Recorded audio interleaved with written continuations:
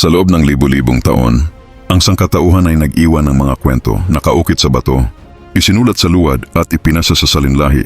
Ngunit sa paglipas ng panahon, ang mga kwentong ito ay minsang binabasa hindi ayon sa kanilang konteksto, kundi ayon sa modernong imahinasyon. Sa pagitan ng mito at agham may manipis na guhit na madaling tawirin. Kapag ang katotohanan ay napapalitan ng haka-haka, ang layunin ng talakay na ito ay hindi manira ng paniniwala, kundi ilagay ang mga pahayag sa ilalim ng liwanag ng ebidensya. Ano ba ang tunay na sinasabi ng sinaunang mga teksto? Ano ang pinatutunayan ng arkeolohiya, agham at kasaysayan?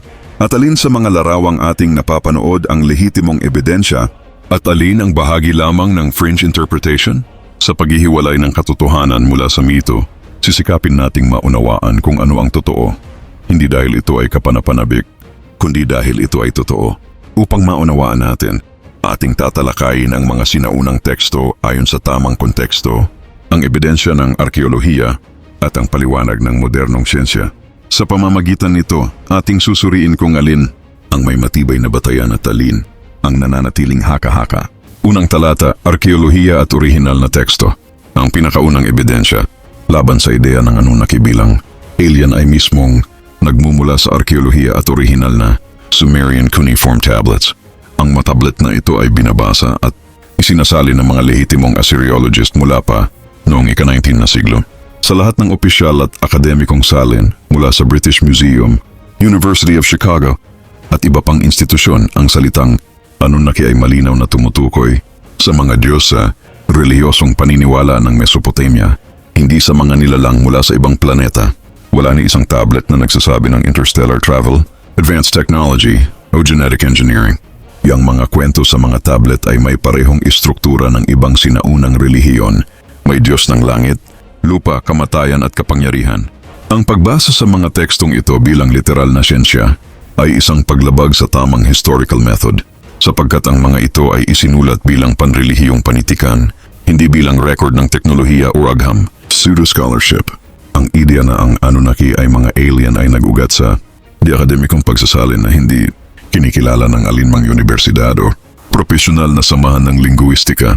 Ang mga salitang tulad ng dingir ay malinaw na nangangahulugang Diyos o banal, ngunit sadyang binibigyang bagong kahulugan bilang extraterrestrial being. Ang Nibiru naman na madalas ilarawan bilang isang misteryosong planetang bumabangga sa ating solar system, ay sa orihinal na teksto ay simbolikong katawagan lamang para sa isang bituin o celestial marker sa mitolohikal na kosmolohiya ng Babylonian astronomy.